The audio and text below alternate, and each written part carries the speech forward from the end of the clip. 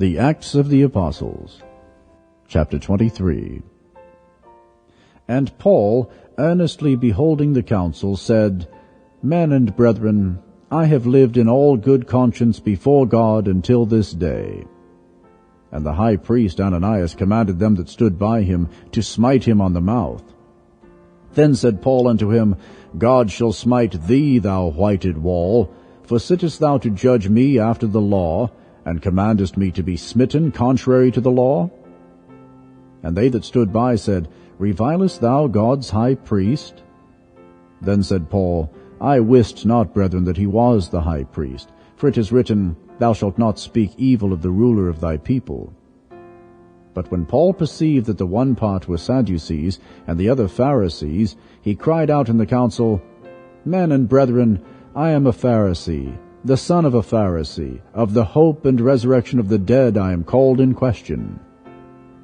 And when he had so said, there arose a dissension between the Pharisees and the Sadducees, and the multitude was divided. For the Sadducees say that there is no resurrection, neither angel nor spirit. But the Pharisees confess both. And there arose a great cry, and the scribes that were of the Pharisees' part arose and strove, saying, We find no evil in this man, but if a spirit or an angel hath spoken to him, let us not fight against God. And when there arose a great dissension, the chief captain, fearing lest Paul should have been pulled in pieces of them, commanded the soldiers to go down and to take him by force from among them, and to bring him into the castle. And the night following the Lord stood by him, and said, Be of good cheer, Paul, for as thou hast testified of me in Jerusalem, so must thou bear witness also at Rome. And when it was day, certain of the Jews banded together, and bound themselves under a curse, saying that they would neither eat nor drink till they had killed Paul. And they were more than 40 which had made this conspiracy. And they came to the chief priests and elders, and said, We have bound ourselves under a great curse, that we will eat nothing until we have slain Paul. Now therefore ye with the council signify to the chief captain, that he should bring him down unto you tomorrow, as though ye would inquire something more perfectly concerning him, and we, or ever he come near, are ready to kill him. And when Paul's sister's son heard of their lying in wait, he went and entered into the castle and told Paul. Then Paul called one of the centurions unto him, and said, Bring this young man unto the chief captain, for he hath a certain thing to tell him. So he took him and brought him to the chief captain, and said, Paul the prisoner called me unto him, and prayed me to bring this young man unto thee, who hath something to say unto thee. Then the chief captain took him by the hand, and went with him aside privately, and asked him, What is that thou hast to tell me? And he said, The Jews have agreed to desire thee that thou wouldest bring down Paul tomorrow into the council, as though they would inquire somewhat of him more perfectly.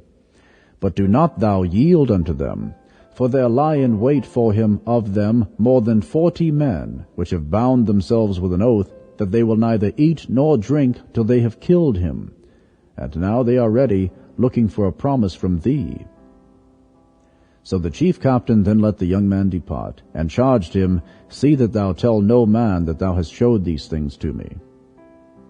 And he called unto him 2 centurions, saying, Make ready 200 soldiers to go to Caesarea, and horsemen 70, and spearmen 200, at the 3rd hour of the night. And provide them beasts that they may set Paul on, and bring him safe unto Felix the governor.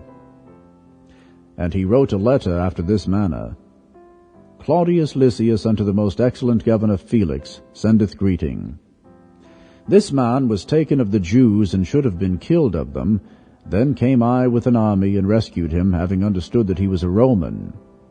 And when I would have known the cause wherefore they accused him, I brought him forth into their council, whom I perceived to be accused of questions of their law, but to have nothing laid to his charge worthy of death or of bonds. And when it was told me how that the Jews laid wait for the man, I sent straightway to thee, and gave commandment to his accusers also to say before thee what they had against him. Farewell. Then the soldiers, as it was commanded them, took Paul and brought him by night to Antipatris. On the morrow they left the horsemen to go with him, and returned to the castle, who, when they came to Caesarea, and delivered the epistle to the governor, presented Paul also before him.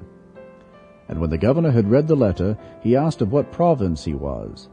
And when he understood that he was of Cilicia, I will hear thee, said he, when thine accusers are also come. And he commanded him to be kept in Herod's judgment hall.